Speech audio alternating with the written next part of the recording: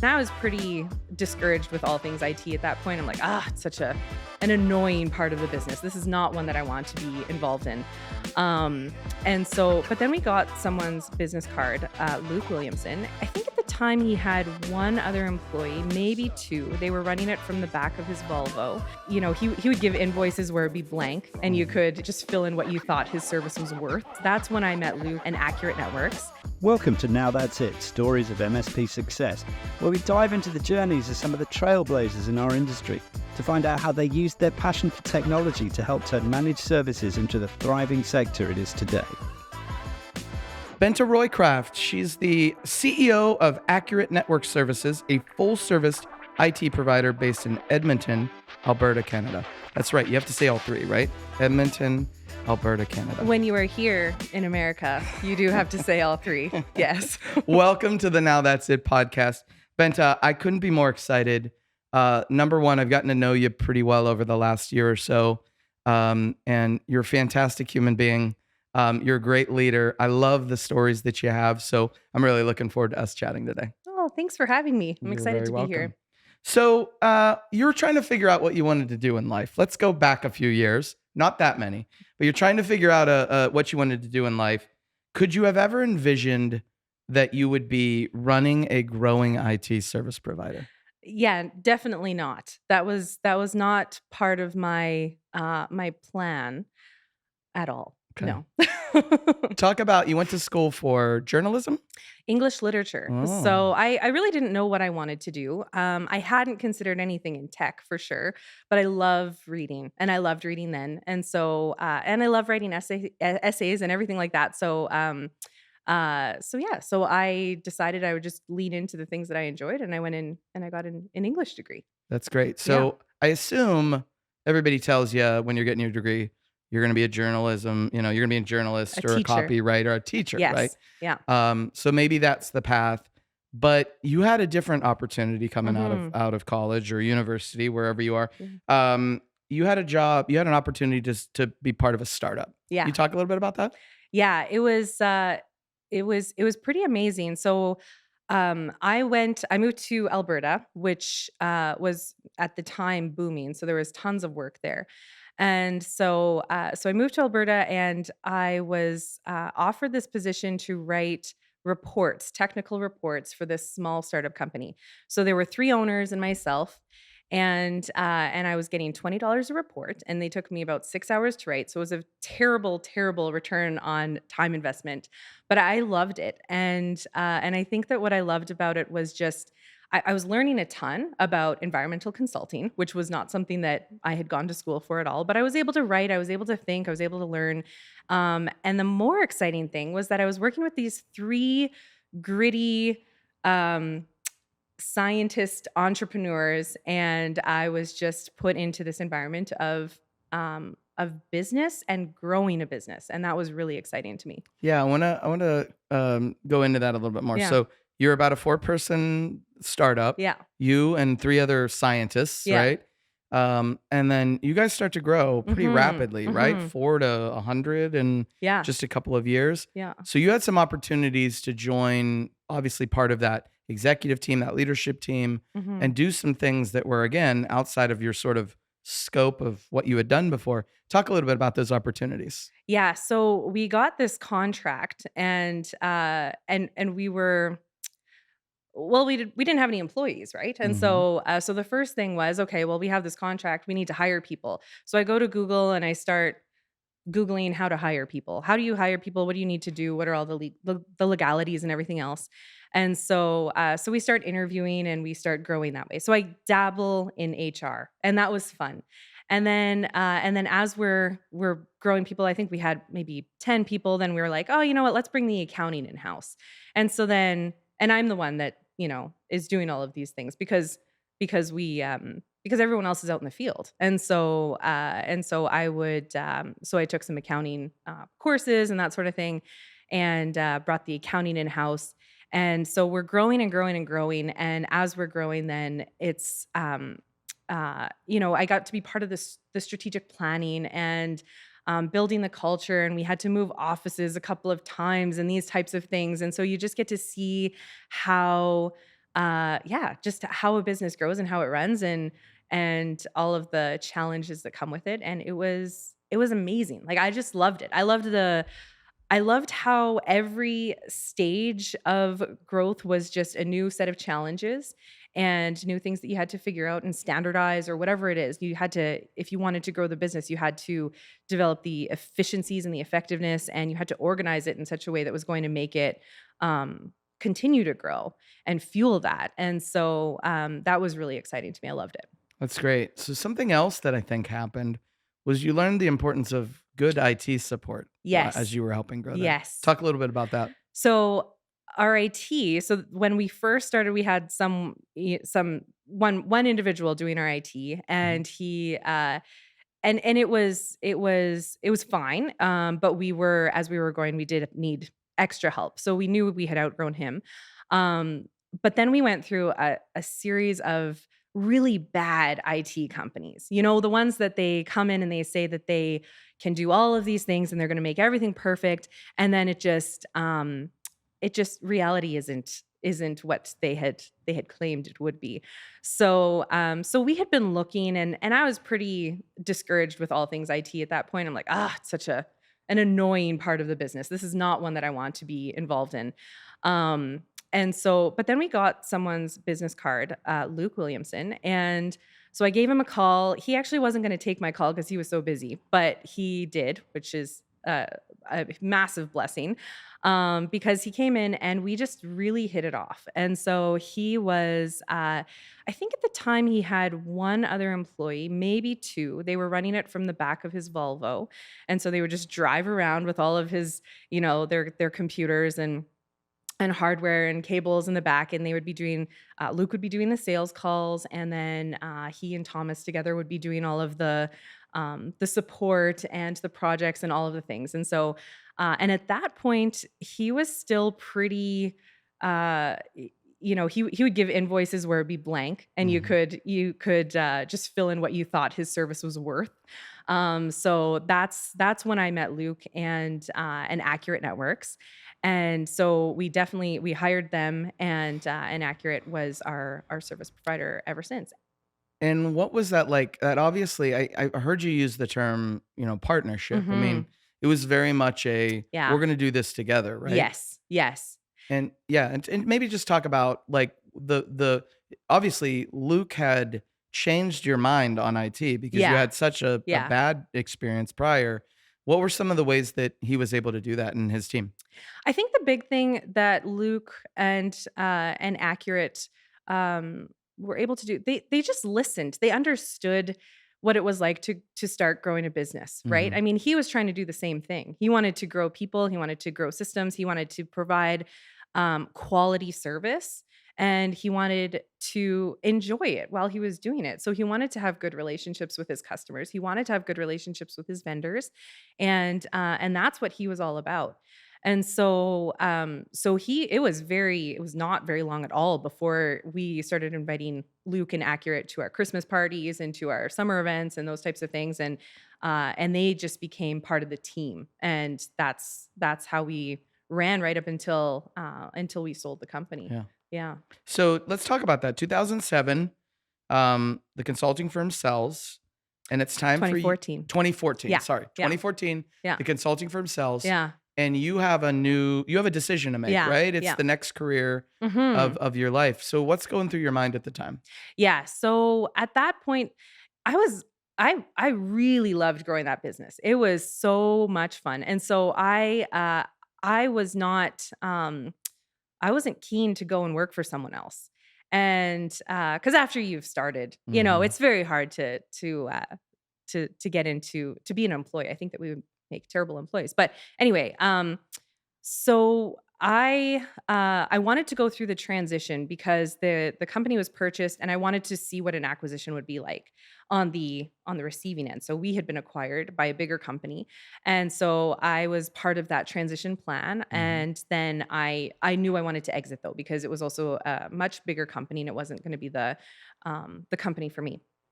So I decided I would do a little bit of consulting and some of my own thing. And I was working with companies and not-for-profits on building up their strategic plans and executing those, because building that structure at this environmental consulting firm was something that was so fulfilling to me. And so I just wanted to do that on repeat, kind of like a fractional COO Hmm. type person. So I started doing that, building some plans with a couple of different companies.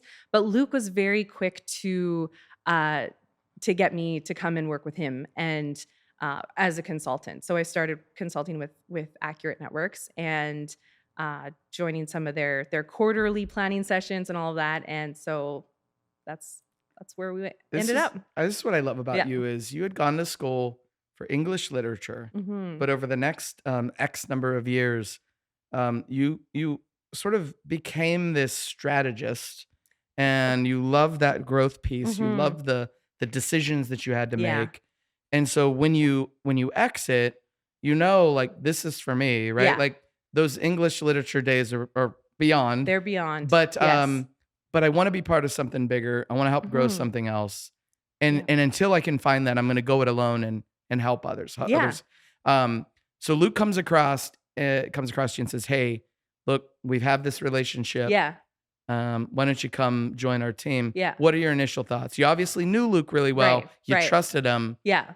but again, that whole Yeah. He was pretty subtle. I mean, yeah, he says that he was wooing me for years. I okay, I don't know that I even recognized that at the yeah, time. So we would go out for coffee and everything would be like, "Hey, can I bounce this idea off of you?" And so it was that sort of approach that he took to bringing me into Accurate. hmm, And so by the time he actually had the direct conversation with me, then I was already invested in the growth of yeah, Accurate. And so it was, and the other thing is with Luke and any partnership, I think that knowing your partner, knowing the values and the vision that your partner has for the business and being aligned with them on that, hmm, that's the main thing. And I knew at that point, like I already knew that Luke and I were going to be good partners, yeah. and so it wasn't too much of a jump for me to dive in with So him. you came on part-time at the beginning from a consultant Yeah, perspective? yeah,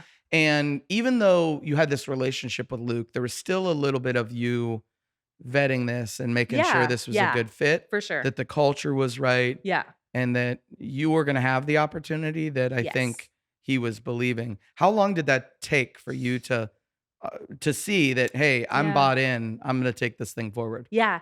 Um, I think it was probably close to a year from the time that I started the consulting and the time that I actually bought in to Mhm. Accurate, and purchased shares. Like Yeah, the yeah. transaction was done. So that was probably about a year.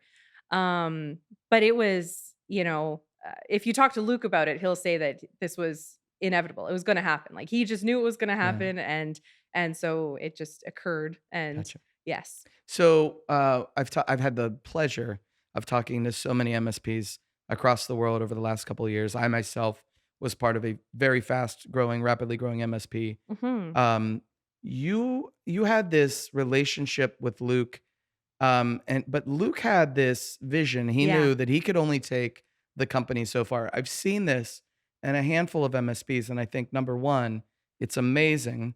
It's very humble for a founder to say, "I can only take us so far. Mhm. I've got to let somebody else lead us." Talk a little bit about Luke himself and just Yeah. like his personality and Yeah. what that was like for him to say, "Help us." Yeah.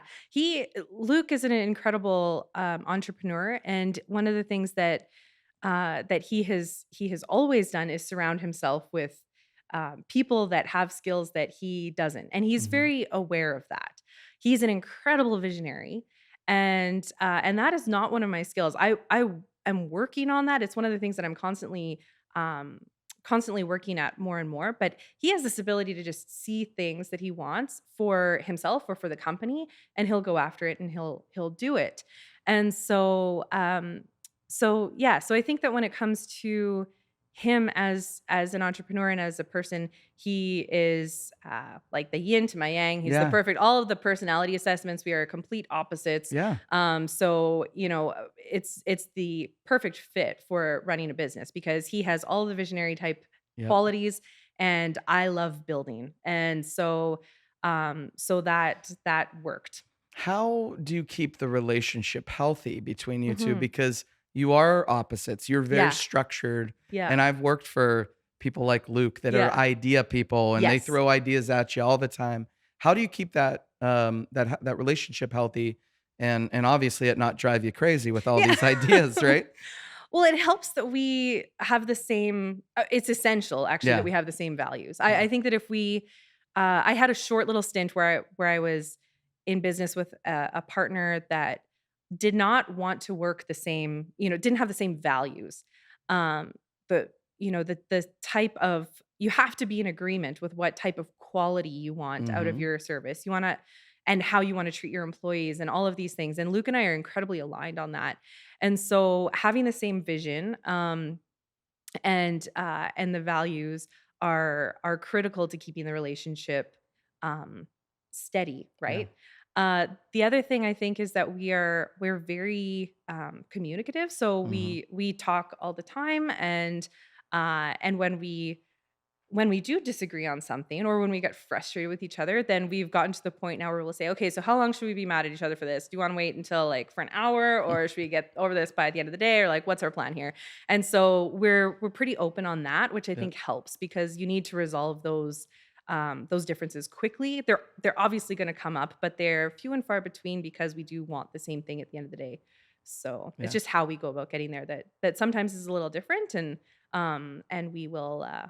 we'll work to make sure that we get there though. That's great. Mhm. One of the things I really like about you, Benta, is that you're a very confident person, and you obviously knew what you wanted early on, and you chased that, and you didn't settle Hmm. for whatever the journalism degree that maybe wouldn't have been being a teacher or whatever. Mhm. Talk a little bit about that shot of confidence that that happened when Luke said, "Hey, I want you to come in Yeah. and take over." I mean, you're already feeling pretty good about it, but for you to be now put into a CEO role, Yeah. Yeah. what did that do for you?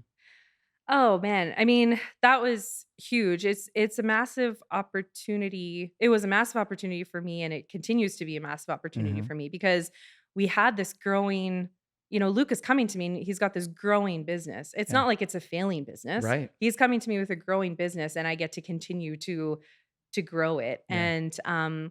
And so but the confidence grows I think with each win. And so every time you do something and it works, and you're like, okay, I've got this. I can do this thing. And so it is funny that you say that I'm a confident person. I would not describe myself as Mm. confident at all, but I do think that it grows over time, and you can cast ballots into your successes over time. And so yeah, so I mean, it was huge. It's a massive opportunity, and I'm incredibly grateful for that. But the big thing is now you have this thing, you have to do something with Yeah. it. You've got to go after and figure out what success is going Yeah. to look like. I think everybody has those sort of moments of self doubt and Yeah. wow, did I make the right decision? Was that right? We just had that loss, that failure, and Yeah. maybe this Yeah. isn't work. But I think you carry yourself very confidently because number one, you have a successful MSP. Mhm. You've continued to build that MSP, and you were highly sought after Mhm. from the founder. And I mean, what more could Yeah. that give you, right? I mean, that's Yeah. for you to be like, yeah, I'm a person that's going to It's take us good. forward. It's good. That's pretty good. Yeah, Yeah, it's so fun. It's fun. that's great. All Mhm. right, so let's talk a little bit about what did Accurate look like Yeah. when you came on board as CEO? You guys were about how big at the time? We had about 15 people Okay. when I came in, and I believe we were at around Okay. $2 million in revenue at that point. And so yeah, and it was a very um everybody was awesome. Like the Yeah. the people at Accurate are Yeah. great, Yeah. and I think that was Luke's first thing. He's like, I want people that our clients like talking to, Yep. and so they were very very lovely techs. There was absolutely or very little there. I should say there was this very little structure at that point, so it Mhm. was a very flat organization, and I remember he had this org chart on the wall, and it was flat. Like he wanted Uh-huh. it to be known that it was a flat org. Yep. And so, which was lovely. I mean, in theory, there's something pleasant about not having a lot of bureaucracy and everything. Um, when you're scaling, though, I think as a lot of owners know, you need to be able to drive efficiency and effectiveness, and the way you do that is by getting people focused. Mhm. And so, so we were able to split up some of the teams a little bit. So we drew a line in the sand between the projects people and the service desk, and then we were able to build it from there. So um, then after that split, then we decided we would do pods of teams, so that when the clients were calling in, then they were getting the same people every time. They didn't feel like they were getting a new tech every time they called Mhm. in. And so it's just building some of that structure Yeah. into the team. But yeah, but it's certainly evolved. Where do you get your ideas? Because obviously, being in the MSP space, Mhm. it's not like there's a grocery store that you can go Yeah. to down the street and say, "Well, what do the other things look like?" Right? Yeah, yeah. Where do you get your ideas? Like the pod idea. Maybe we would talk about that for a minute Sure. because that is absolutely a very popular Mhm. trend that a lot of MSPs are starting to go down. I've seen several MSPs have actually been in their offices and seen what their pods look like. Talk to me about why that was so important to you to implement that, Yeah. and then how did you change that? Because you went from, look, we're a one to many organization, Yeah. which is what the Yeah. book of MSP said you should be doing, Right. to we're going to try to structure this so it's Yeah. more customer service centric. Yeah, so we knew we had to do it Yeah. because, what was happening is, the customers, I mean, number 1 is you have to listen to your customers, Yeah. and so the customers were saying, "Every time I call in, I get a different tech." You know that this it doesn't sound like it could be true because you only have a handful of techs. Mhm. And so, so with our 10 techs, it didn't seem like it was that many. But if you think from the client's perspective, they're only calling in, twice a month. And so, for some of them, it's only twice a month, but then they get a different tech every time. It could be a couple months before they get the same tech again. So that was number one, is you listen to the clients.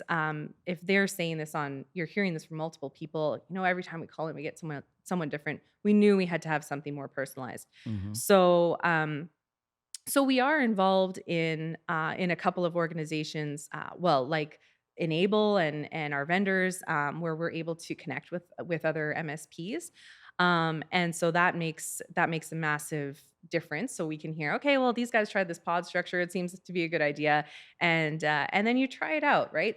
I think so many of the things in business is uh, trying something, and it might fail. You have to put your best foot forward, but if Mhm.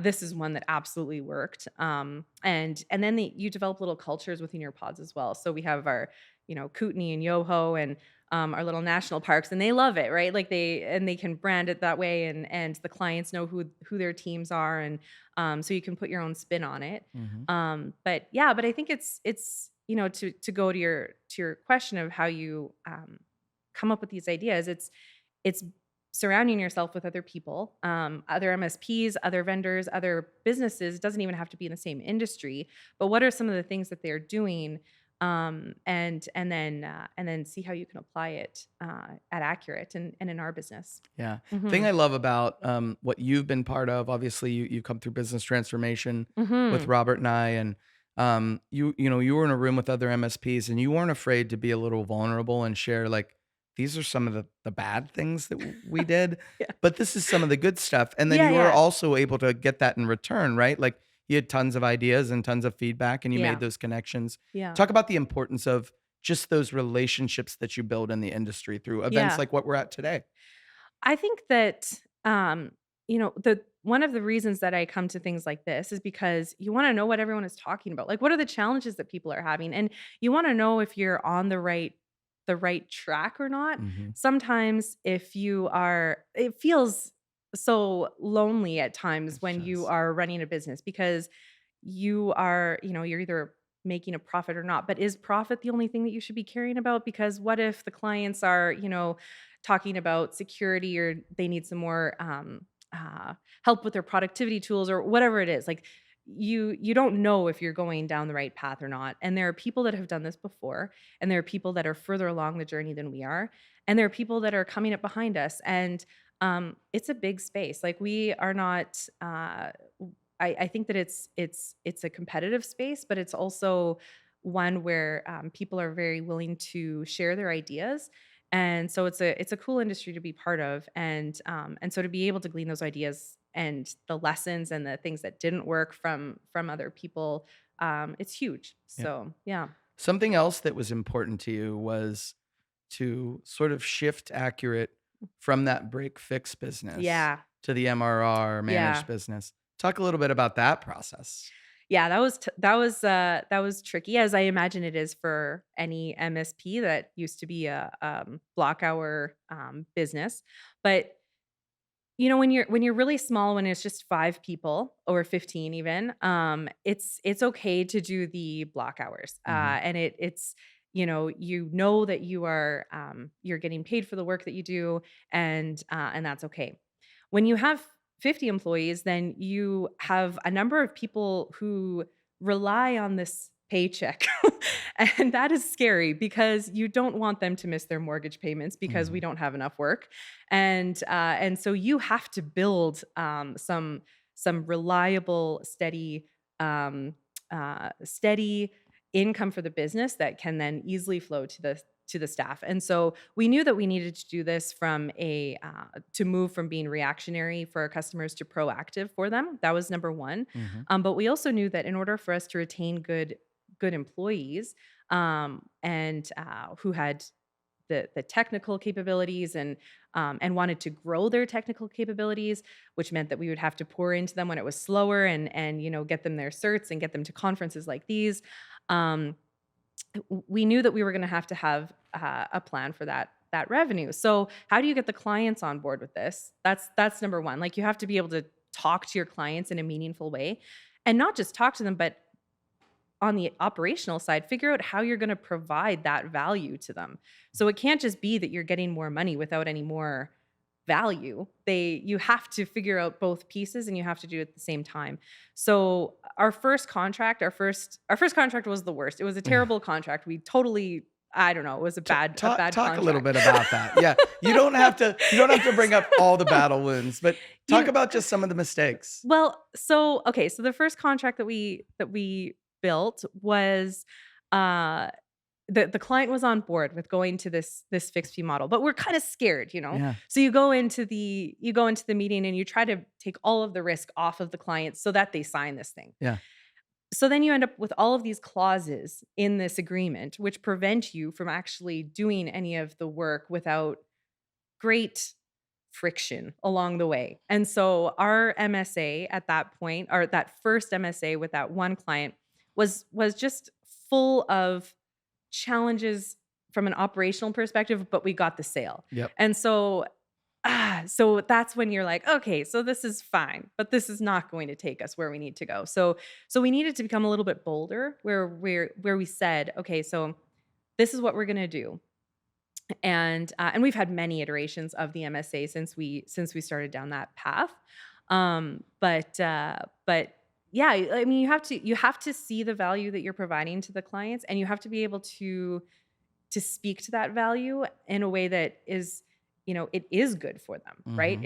It's not just a scheme to make more money and to make consistent money throughout the year. It's okay, we need to make sure that we're actually proactively monitoring their environment in a way that is meaningful to them, to prevent outages and to prevent, these security threats and all of these things. And so how do you operationalize that and sell it at the same time, or which comes first? Like, Right. it's that dance the whole way. Yeah. Mhm. Yeah, fantastic. I mean, I feel like every MSP has gone through some sort of a hiccup, Yeah. whether it was a contract or we priced this too low or Yeah. we included too much, didn't include enough. Yeah. Can you talk a little bit about the types of customers Mhm. that Accurate maybe had in the early days Yeah. versus where you guys are today? Is that different? Yeah, that's so hard because the clients in the early days, they loved, like, we know them. They're Yeah. as people, right? So a Yeah. lot of them actually, and they were smaller, mom and pop shops, but they got us off the ground. And Mhm. so we've got so there are still some for sure that that we support Mm-hmm. in that break fix model. But if they, as they grow, if they are growing, then we will, we have the tough conversation where we've actually offboarded a number of them, and to another break fix provider in Edmonton, that wants to remain a break fix IT service provider, and Mm-hmm. so that's good. Like I think that that's a good solution for them. Um, but it's in those offboarding discussions, so a lot of them have said, "Well, you know what? We'll just we'll go with your MSP model, and they'll go with the fixed fee." And so we keep it pretty low, but like it's just a different target, right? So Mm-hmm. at the beginning, you're saying yes to everyone. Anyone that wants you, you're like, "Yes, we want to do business for you." Now we are a little bit more, we're certainly more selective Right. where they need to be Microsoft shop. They need to want security. Mm-hmm. They need to be on board with the fixed fee model, and care about that, right? So we're looking for potential evangelists, is what we're saying, for our services, and we want to be a company that, well, backing up a little bit, like Yeah. one of the things uh, that I felt in the environmental consulting days is that IT was something that you talked about as a necessary evil that you just hated, right? Yep. And so now, when here at Accurate, then we want to be an IT services company worth talking about, because, but for the good things, right? Like Mm-hmm. we want to provide that awesome quality. We want to provide the customer care, and really hearing them. And so that's Yep. what we're after. And so so then the target changes over time from that. Defining that target is really hard, Benta, right? Like, because as you Mhm. mentioned early on, it's pretty much anybody that has Yeah. that will write a Yeah. check, right? Yeah. Um, but as you mature, which you guys definitely have, the thing that I sort of hear you say is that you're going after people that value IT, Yeah. right? Like Yeah. they realize we need help Yeah. because we aren't the right people. We need to focus on this. This is what we're doing. And you guys, as soon as you can become that trusted advisor that can give them the recommendations on what they need and do it in affordable fashion, not the cheapest, but Mhm. in an affordable fashion, that's the partnership. Those are the Yeah. successful ones, right? Yeah. And that's hard to again shed some of those old clients because these are relationships. These are how you built the business, right? Yeah. Yeah. Yeah. Yeah, absolutely. So, It's I mean, we s have as much love for them on the way out as we do mhm. on the way in, and we make sure that they are set up, and we still get calls from a Sure. lot of them, and I think that it's, you know, we really care about Yeah. them, and so it's hard to say goodbye. Yep. So, yeah. So you were also involved. You guys were growing organically, Mhm. but there was a right time when an M&A opportunity Yeah. happened, Yeah. and you were involved in that first acquisition. Can you talk a little bit about that? Why it Sure. was the right time and Yeah. what that was like? Yeah. So we were supporting a customer who had an office in both Edmonton and Calgary. Mhm. And so we were just supporting the Edmonton office, and then there was another MSP that was supporting the Calgary office. And it was a big client, and so we had worked with tech systems a number of times for this client for different projects and that kind of thing. So we've been able to collaborate. And so we knew who they were. We knew what type of what the owner was like and all of this. So the owner of tech, he wanted to get out of the industry. He was ready for a change, and so he reached out to us and asked if we could just have this conversation. And again, it wasn't actually dissimilar from me talking to Luke and joining Accurate. It Mhm. was We had very similar values. We had very similar wishes for our clients. We had a very similar definition of what quality service was, and so it was a good culture fit for us to acquire tech. And tech had there were three people, three techs that were going to be coming over. One of them was Booker, who I know you've Mhm. chatted with many times. And so and it was a really great experience. It got us into the Calgary market. That was in 2017, I want to say, or 2016 maybe. And we still have those three techs with us today. I think we have about 15 people in the Calgary office now, so it's definitely grown. Wow. And but yeah, I mean, I think it was an exciting experience to be part of. I'd love to do more. But the culture and the opportunistic time and the client crossover there, it definitely helped. So That's pretty special when you mhm. can acquire a group of individuals that very quickly Mhm. become integrated and feel like they're part of the growth, Yeah. and they're not just the people that have to do what you're Yeah. telling them to do, Yeah. right? Yeah. Yeah, I was part of an acquisition I was part of the sort of leadership team going forward, and it felt so important. And we were very similar size. We were quite large at the Okay. time, but very similar size.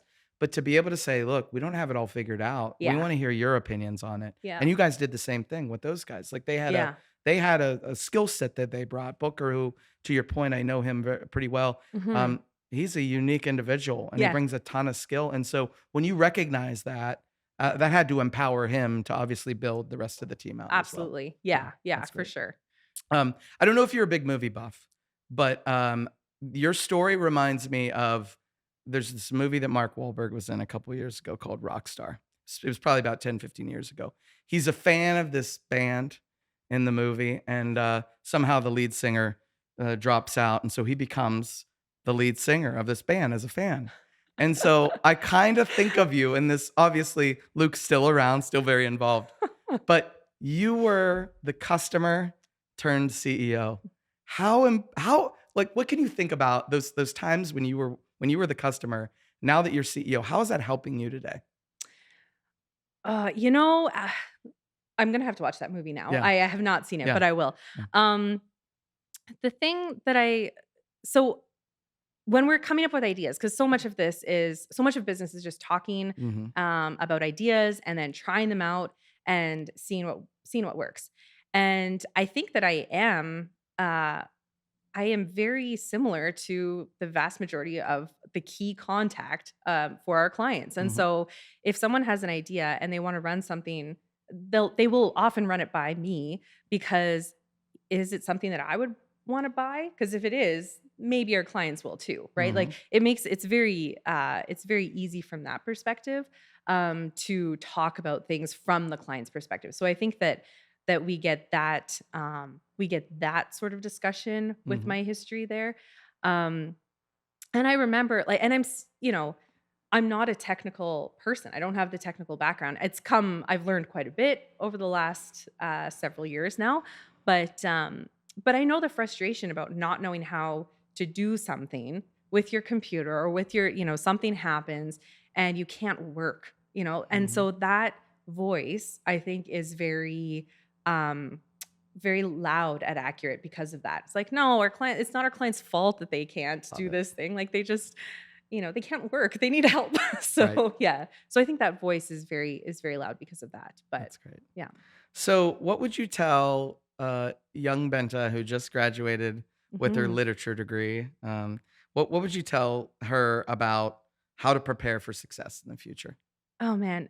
I think the big thing for young Benta would be to just boldly go after the opportunities and whatever you do, you just um do it as well as you can and do it as though something good is going to come out of it. And it always has. Like that's the thing. Like you work hard at something and doors open. You meet people and doors open. Like this is the thing is I think for um my journey I think has been a lot around working hard at the things that have come up and doing good work and connecting with the people that are going to that I can help, like not looking for something to come out of it Right. necessarily, but just connecting with people and good things come. So boldly go. I love it. So, Benta, I think you've already made a name for yourself in your young career, but when did you know that that was it? When did I know that that was it? I knew this question was coming. I think I knew when I think I knew when it was there. This is a long pause, so we can cut this Yeah. long pause out. Yeah. But Sure. I love it's a dramatic A effect, right? dramatic Yeah, effect. yeah, When did I know? Do yeah, I know? I yeah. know, but how did I know? I don't know when I knew. I think I think I knew when, we had, yeah, I'm trying to think about the best way to answer this. I was thinking about it when you told me that it was gonna come, Hmm. then I was thinking about it for the future, like, how are you gonna know when you made it? But you're talking as though I already have made it. And Yeah. maybe you feel like you haven't, but I think you would say that you are definitely in the seat that you should be in, I'm right? in the seat that I should be in. That's the thing. I think you know when you are where you need to be. And I see that there are wins and I see that there are more wins than not. And I see that people that are employees are happier and they are bettering their lives. And I see that we are providing better and better service and value to our customers. And so there's something in your gut that you just know, like, this is where I'm supposed to be, and it's a good thing. Yeah. I'm happy you are where you are. I think you have helped grow a very successful MSP into a more successful MSP. I'm so glad you're with us today, and I really, really appreciate your time today. This was amazing. I wish you and the Accurate team the absolute best of luck. Thank you so much. Thanks so much for having us. The lights are on and I thought you might be home.